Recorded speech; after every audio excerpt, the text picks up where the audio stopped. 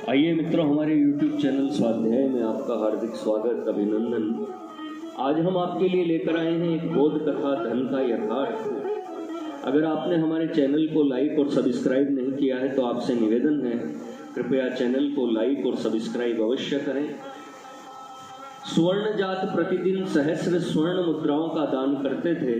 कोई भी याचक उनके घर से निराश खाली हाथ नहीं लौटता था, परंतु सुवर्ण जात के निजी सेवक अनुरथ ने एक दिन कुछ मांगा तो उन्होंने एक ही नपातुला उत्तर दे दिया कि अनुरथ, मैंने तुम्हें बिना मांगे ही कई बार कुछ देने का विचार किया, पर तुम्हें जब भी कुछ देने के लिए हाथ बढ़ाता हूँ उसी वक्त सूर्य देवता हाथ पकड़ लेते हैं। क्या करूँ? मैं तेरे को कुछ देने में विवश हूँ। अनुरथ जड़ बुद्धि नहीं था, वह निरंतर अवसर की प्रतीक्षा में रहने लगा। एक बार सूर्य ग्रहण पड़ा। अनुरथ उस समय स्वामी के समीप भी था।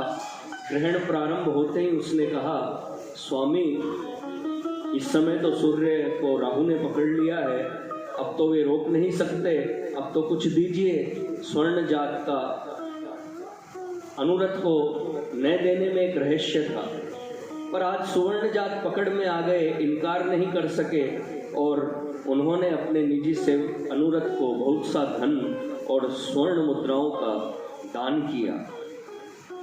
अनुरथ के मन की दमित इच्छाएं जो धन के अभाव में प्रसुप्त पड़ी थी, एकाएक भड़क उठी।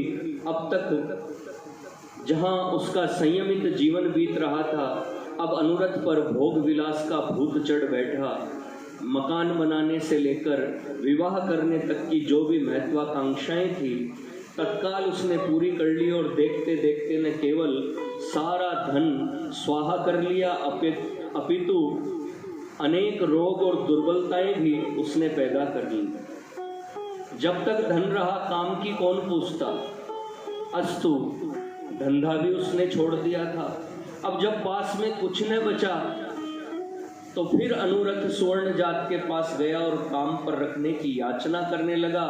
स्वर्ण जात ने उत्तर दिया, तात, रिक्त स्थान की पूर्ति कर ली गई, अब उस सेवक को हटाना नीति विरुद्ध है, तुम्हें काम पर रखना तो असंभव है।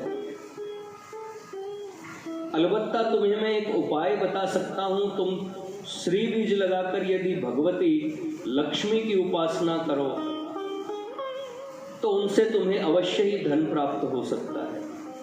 अनुरथ उसी दिन से देवी की उपासना करने लगा। भगवती लक्ष्मी प्रसन्न हुई और वर मांगने को कहने लगी। लक्ष्मी जी बोली, वत्स, घर जा, कुछ काम कर, उद्यम उद्योग कर तो मैं स्वतः तेरे पास आऊंगी, किंतु भोग वृत्ति में आसक्त अनुरथ के पास इतना समय कहाँ था। वह लक्ष्मी से हट करता रहा। लक्ष्मी जी बोली, अच्छा तो तुम पहले भोगीलाल और उद्योगीलाल के पास जाकर देख आओ, दोनों में से किसकी लक्ष्मी तुम्हें पसंद है, वैसी ही लक्ष्मी मैं तुम्हें दे दूंगी। अनुरथ ने क्रम से जाकर दोनों स्थान देखे।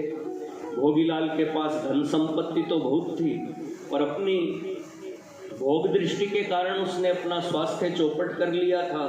घर पर लड़कों में दिन भर कलह मची रहती,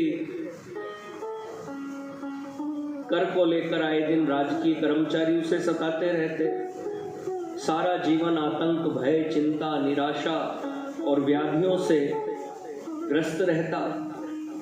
उधर उद्योगीलाल के पास जाकर देखा तो उनका कारोबार खूब फैल रहा था। घर वाले खूब अच्छा खाते भी थे, पहनते भी अच्छा थे, परिश्रम भी उतना ही करते थे, फलतः स्वस्थ भी थे और प्रसन्न भी।